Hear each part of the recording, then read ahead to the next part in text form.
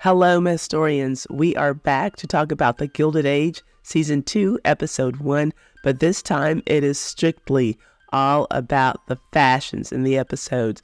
If this is something that you like, then we can keep it going week by week by week.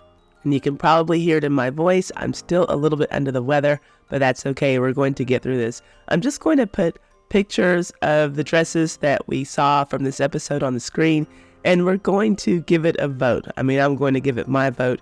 You can let me know in the comments if you agree or disagree with my vote.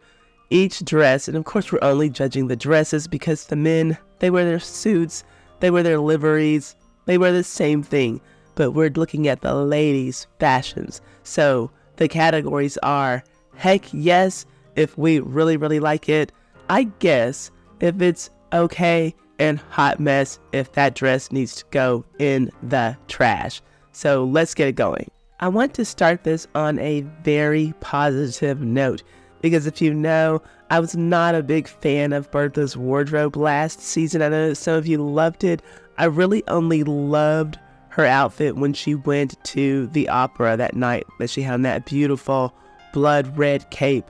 But this blue and white, her Newport dress, I love almost everything that they wear when they're in Newport, but this blue and white on her looks exquisite. Everything about this dress I love. I'm never too crazy about the ladies' hats, but something about this, like I thought about this dress at night after the episode was over. She looks stunning. I'm gonna say from head to toe, not hat to toe, because I'm not a fan of the hat, but she looks so good. I just love everything about this on her. This for me is a heck yes. What do you say? Is it an I guess for you? Is it a hot mess for you? I'm saying heck yes to this dress for Bertha. Now Easter, on the other hand, while we're on the Russells, of course, George looks like his usual self. He could change that tie for a more conservative colored tie and take that outfit straight to work, right? Lose the gloves. The guys, we're not worried about the guys. Bertha's outfit, for me, this was okay. It's not bad. I gotta say, it's leaps and bounds better than Gladys's outfit. I don't like this look on Gladys, but Bertha. Overall, I'm going to say, and even the hat, which the hats for me, they're always just too much, but I like the slant of her hat. I'm going to give her an I guess for her Easter outfit. Gladys, for me, you guys, this is a hot mess. We've seen Gladys dress so well, in my opinion, last season. And now that she's a woman and she's out, first of all, I don't know what's going on with her hair. Does she have it looks like she has a permanent. It's so curly. And I know that that's not Thaisa Farmiga's hair. Like all the ladies are wearing wigs. It's so weird though. I'm not a fan of her woman styling. Like this is her grown woman styling, but this dress is so frumpy to me. It looks like she's wearing doilies on top of her dress. I don't like the fit of it. She's coordinated, so I guess we'll give her a point for that, but I'm going to say for Gladys, it's a hot mess for me. But let me know what you think about all of these. I'd love to know if you agree or disagree with me. So let's go on and finish out the Easter looks while we're still here. And I do want to start with the servants because we never get to see the ladies all dressed up and dolled up. So let's just take a quick look at here. We've got Mrs. Bauer and Armstrong. I'm going to give both of these ladies an I guess, but I think that because they are servants and they don't get to have the budgets for really nice dresses all the time, I'm going to grade the servants on a curve. So I'm going to bump this up immediately, automatically to a heck yes for these ladies. We've got Mrs. Bauer in her beautiful yellow, and you remember she said that she liked the Easter service because she got to see all of the ladies in their beautiful dresses. Armstrong, aka Buzzkill, aka I like to be a bigot. She's like, well, what does that have to do? What does the fashions have to do with Easter service? You should be praising the Lord. Anyway, her waist is snatched. We're going to give her a heck yes too. Okay, let's go on and wrap up the servants. We've got Mrs. Bruce here, along with the gentleman in her household. And I'm going to, unironically, not on a curve, give her a heck yes for this yellow ensemble. I'm not judging the hats because I typically hate almost all of them, but I know that this is what the women had to do in that time. But I think that she looks very nice. I think that we should just enjoy the treat of getting to see the servants out of their servants' uniforms. Next up, we've got Adelheid. In her number, looks like we've got purple and maybe peach contrast going on here. I'm going to go in and grade her on the curve because for me, this would be an I guess. But we know that Jack loves this dress. He thinks that she's looking really hot. So we're going to give her a heck yes too. I feel like Oprah. Everybody gets a heck yes. We're going to give her a heck yes too. So now let's get on to the big leagues. We've got the Asters, who strolled in so late because they are leasing one of the finest pews at St. Thomas's Church. You guys, let me know what you all think about this. Mrs. Astor, I don't think that she ever gets it right. She dresses like an old frumpy lady. I remember Julian Fellows talking about Mrs. Astor and saying that he did not understand what made her so great. She's, a woman who looks average, and that's not an insult. Most people do look average or slightly above or slightly below. And he said that she never read any witty thing that she said or any funny thing that she said. And I just feel like she's mid, like she's a 5 on a scale of 1 to 10. And that's what all of her fashions give. Frankly, that's what this Easter dress is giving. She's not even snatched in the waist. Her corset doesn't want to work for her, but I'll give her a little bit of an edge because I like the lavender. It feels like an Easter color, as opposed to her daughter, Carrie Astor. The only thing Easter about this, in my opinion, is the hat. And it loses a little bit of its flavor because that is just like a turquoise. It looks like a really deep turquoise. That to me is just not an Easter color. We've got turquoise and red stripes, big bold red stripes. This does not say Easter at all. And frankly, Carrie Astor's fashions have been questionable since season 1. I'm going to have to see if I can go back to season 1. There's this outfit that she's wearing, and it looks like she's just got little fuzzy balls that are attached all over it. If I can find a picture of her in that outfit, I will insert it here in the video. Right now, I'm just going through the pictures that I have, and I'm telling you all my opinions on them. But this is not Easter. I'm giving Carrie a hot mess for this. I don't like this. It's not Easter, in my opinion. But let me know what you think. Now we've got Aunt Ada, and we've got Cousin Marion. Both of these, you guys, for me, are a heck yes. I love this light green on Aunt Ada. She looks really good. She looks really fashionable, in my opinion. I love how it fits her body. And I gotta say, Marion and Peggy, they almost never get it wrong.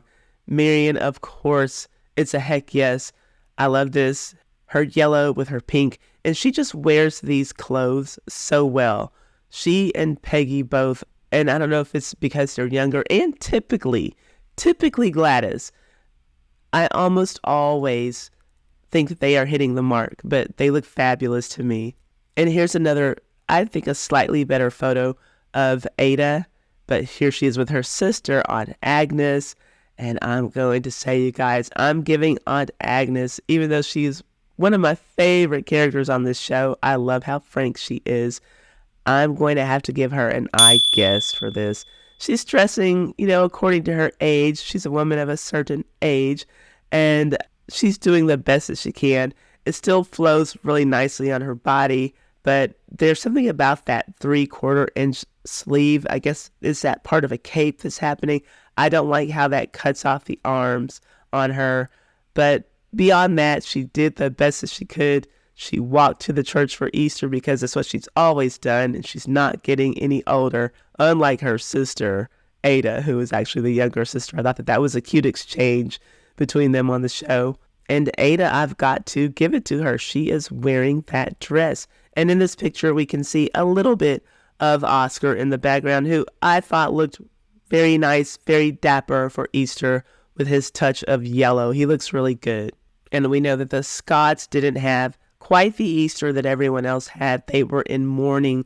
So I'm going to give an extra point to Miss Dorothy Scott for at least attempting to wear an Easter blue. I don't know what the situation is for grandmothers on how they would have had to dress to mourn a grandson who they never met. But we've got an Easter color here. I'm going to give this one an I guess. We've seen her look better on the show, but we do realize that at this point she's grieving, so she's not worried about making the fashion statement. And there's her husband behind her looking very dapper. Again, the men, they almost all wear the same outfit. And Peggy is in her mourning clothes, and she looks good. Peggy and Marion, they always look good in these clothes. Always. So Peggy gets a heck yes from me. And I don't know who the lady was with Samuel Spring. I don't know if she was his mother or if she was one of his servants. But I had to put this picture in here because I just wanted to say that the clothing of that period, I don't care what size you are, and this is a woman of a particular size. I don't care what size you were. This clothing made everyone look good. This is a woman who's slightly larger than Peggy and the other women in the cast. Just like the stenographer who George Russell had to fire. She's also on the heavier side of the scale, however you want to say that. But those clothes look good on them.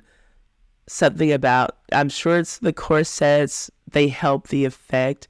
And I don't know what kind of undergarments they're wearing, but it just made everyone look so good, and everything points out, stands up, sucks in just where it should, and I loved her black ensemble as well. That's it for Easter, and I'm going to do my best to try to get just the dresses where we can get a full view, where I can take a screenshot and we can look at the dress from head to toe. It's kind of difficult because, this is a moving show, everyone's moving around, and I don't always get the best angle for the snapshot, but I'll try to keep this in mind as we go forward with this, if you all like these fashion episodes on the channel. But Aurora Fane, here's Aurora Fane when she's sitting down with Oscar, letting him know that she's planning a party, and hey, if you want to talk to Gladys, I'll make sure that I can get you some alone time with her. I'm giving Aurora Fane a heck yes, because this is not only a pretty dress, but this is really, really pretty for Aurora Fane. Another one of the ladies who, in my opinion, tends to get it wrong almost all the time. She dresses in this frumpy manner, and I get the impression that she's supposed to be a little bit younger than Mrs. Astor, but she and Mrs. Astor, their fashions are about running neck and neck with each other in their levels of frumpiness. But I love this light blue on her. She looks fabulous. I wish that I could have gotten a picture of her standing in this dress. She looks great. And now we're back to Marion. Again, I hate the hats, but we won't talk about the hats. We'll talk about the dresses. What I love about Marion is that almost always we are able to get, well, I won't say always, but often we're able to get a good view of her and her outfits because she's coming down those steps out of that brownstone apartment, so we get to see like a head-to-toe look on her. This is not my favorite, especially for her, because she dresses so fashionably, so I'm not going to grade on a curve for Marion. I'm going to give her an I guess for this outfit, but let me know what you think about it. Oddly enough, Oscar is still looking pretty dapper. I'm going to give him a heck yes, even though we're not judging the men. He looks good. And again, I'm just saying, Bertha, she's come a long way. Here's another heck yes for me, this off-white with these red, I guess they're red roses that are on her dress. For me, it's funny because there was always something last season, like the dress might look fabulous, but then she would turn around to the back and there'd be some big bow or a big flower, or just something that wasn't needed that made it too much. But I feel like she's doing just enough this season, and she's sitting opposite Mrs. Astor, who I'm giving a hot mess to that dress. But what else is new for Mrs. Astor? She always gets it wrong. And I have to give Gladys a chance to redeem herself. This is Gladys at the tea party that Aurora Fane threw so that everyone could welcome Cousin Dashiell back to New York. And I gotta give her a heck yes to this. Get back to your roots, Gladys. We saw you dress so well last season, so I am more than happy to give Gladys a chance to redeem herself from that dreadful Easter garb that she had on. I love this red on her. I love the ruffles. I love everything, except for the hat. She wears this dress very well, just like most of her dresses. That Easter outfit, though, it was so bad that it made me almost angry. But she redeems herself with this one. Congratulations. Now I know why Oscar wanted to marry you. Just kidding. And finally, this one is all Marion. I mean, you can see the aunts there, but I'll give the aunts both a heck yes. They look nice, but this is clearly a Marion shot, and I'm giving her a heck yes for this. I love the color on her. I love the way that it's fitting her body. I love the gloves. I love everything about it. It's definitely a standout piece. It just seems like every dress that Marion gets to wear makes her the brightest flower in the room. Is that what they did when they were trying to get somebody married off? Like, come on, girl. You know you're broke. You can't be living off of us forever. We've got to give you the finest dresses so you can catch the attention of some man. I don't know, but it seems like if that was the plan, then it should be working because her outfits are always stunning. Let me know what you think about my decisions. If you agree, if you disagree, let me know your thoughts. Let me know if you think that I'm way too hard on Bertha's first season wardrobe. I know a lot of you liked it. It wasn't for me. She was literally wearing birds on her head in one of those scenes from last season. But we're on a new season, clean slate. First time reviewing the show. I'm enjoying doing this with you all. The next video will be a review for episode 2. We have got to talk about Mrs. Turner's return. This video has been brought to you by me. Well, my Patreon is a sponsor for this video. If you like these dirty scandals on my channel, then you'll love my Patreon, Ty's Too Hot Mess History. It has all of the stuff that I can't talk about or show here because it's just too hot, too violent, too sexual, too graphic, too much. Come and join us there for the hot mess history. The link is in the description box.